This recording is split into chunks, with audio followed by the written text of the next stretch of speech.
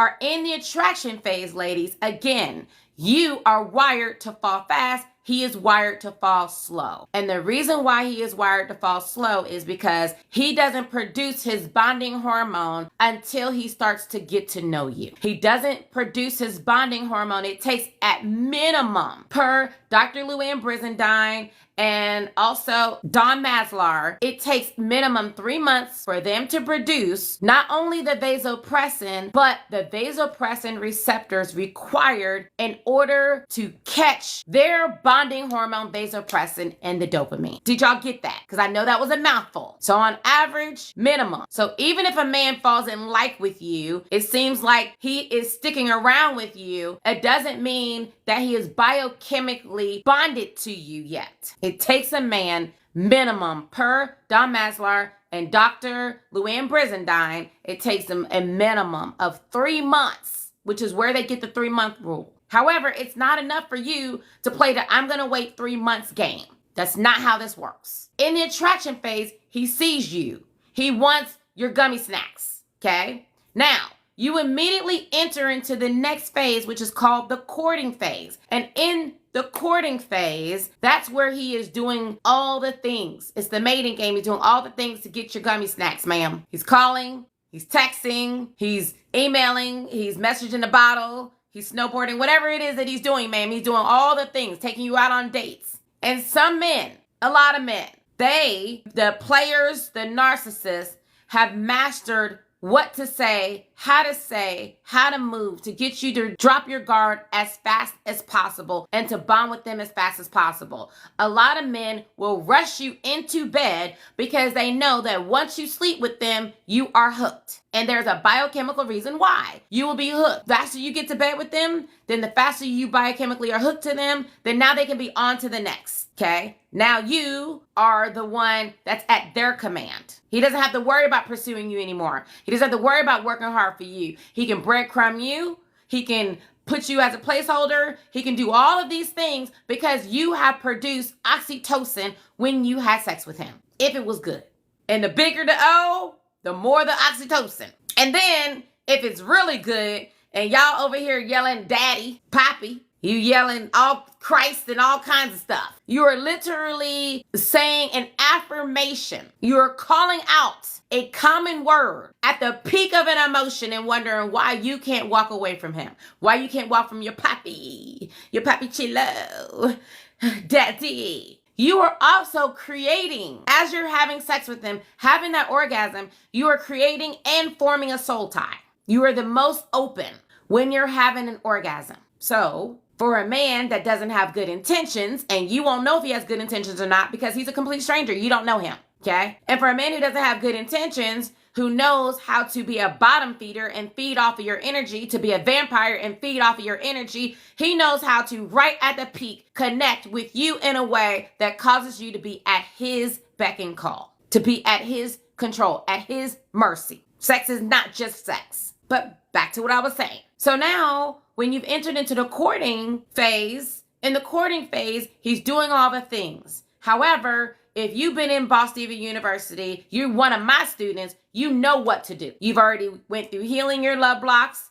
So you're not dating based on your trauma pattern. You're not dating based on subconscious patterns that are set up to sabotage you to attract the same painful representation of what you saw with your parents, what you saw in your childhood, what you saw in the dysfunctional relationships that were around you. You've healed all that. So you're dating in your power, you know your value, you know your worth. So you are making this man do what he needs to do in order to earn you, in order to get to know you. You are dating in the proper order where you're not giving a bunch of your time away too fast, too soon, too easily. And as he has to work for more of your time, more of your attention, and he starts to get really curious about you, like she is different. She is a challenge. She's not easy. She has hobbies. She has a life. She's not building her life around me. She loves herself. There's something about her. And the more he starts to think about you, the more he starts to fall for you. And biochemically, this is what's happening. His testosterone that was high, that was driving the sex drive, starts to drop. And his serotonin also starts to drop.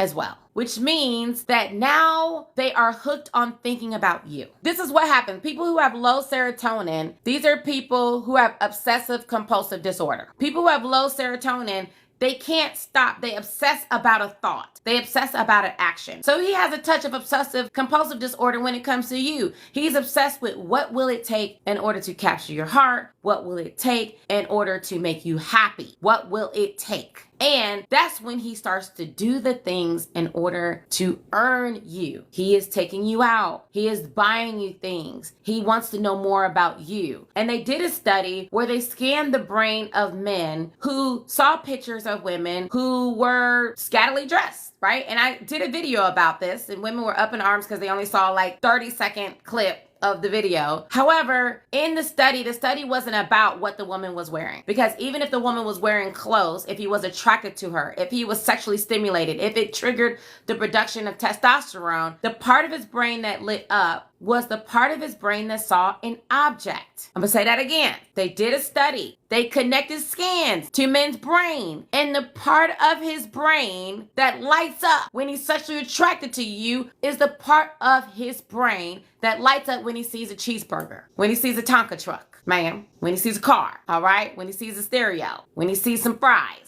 That's the part of his brain is lighting up. The only way that that changes is when he starts to fall for you, when he starts to fall in love with you, when he starts to bond with you. That's when the part of his brain that had you in the category of an object starts to move to somebody significant, to somebody that he cares about. And the more that he falls for you, this is how he's falling for you. He's falling through the act of earning you. He's falling through the act of trying to make you happy. Because every time he's able to make you happy, it produces dopamine and it produces more vasopressin. The more he works to earn you. So let's just put this in perspective. Because the old folks would say, how you start is the way you'll finish. And ladies, if you really can digest this, you would do dating so differently. You would really think carefully about how you would start with these men, because if he turns out to be your husband, God forbid, because some of you have won men who were not the prize. You won a headache. You won a liability. You won a heartbreak. That's all you've won. And if you think about it from the beginning and you're thinking long term, like, what will make me happy 10 years from now, 20 years from now, 30 years from now when I'm with this man? What will make me happy? You know what will make you happy, ladies? I've been married for 10 years to my bestest friend, okay? We celebrate the whole month of August for our anniversary. And we always travel for our anniversary. And I'm telling you right now, and I've also been married before, and being married to somebody who is lukewarm for you, being married to somebody who is not a good man, who's not interested in making you happy, is a miserable experience. Versus being with that man who is turned on by you, on fire for you, wants to make you happy, wants to do the things in order to please you. It's literally like night and day. I don't pay bills. I run a multi-million-dollar business, and I don't even know who our mortgage company is. My husband pays the bills out of his checks. He pays the electricity bill, the gas bill, the light bill. Anything I want, my husband gets it for me because he loves making me happy. However, I was intentional in the beginning. I was intentional about triggering his vasopressin as hard and as long and as fast as possible in the beginning. And because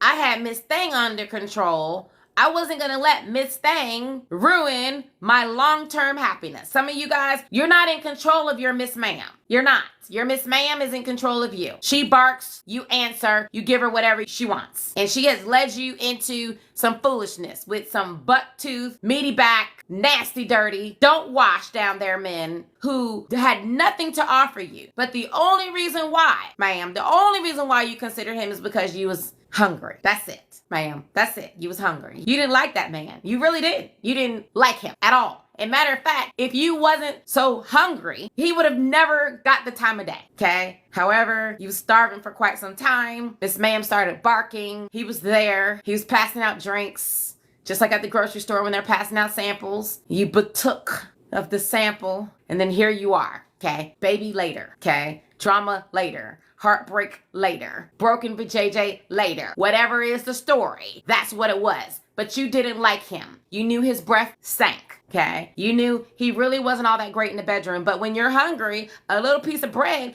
tastes like a whole entire meal. Okay. When you're hungry. I don't know why I'm like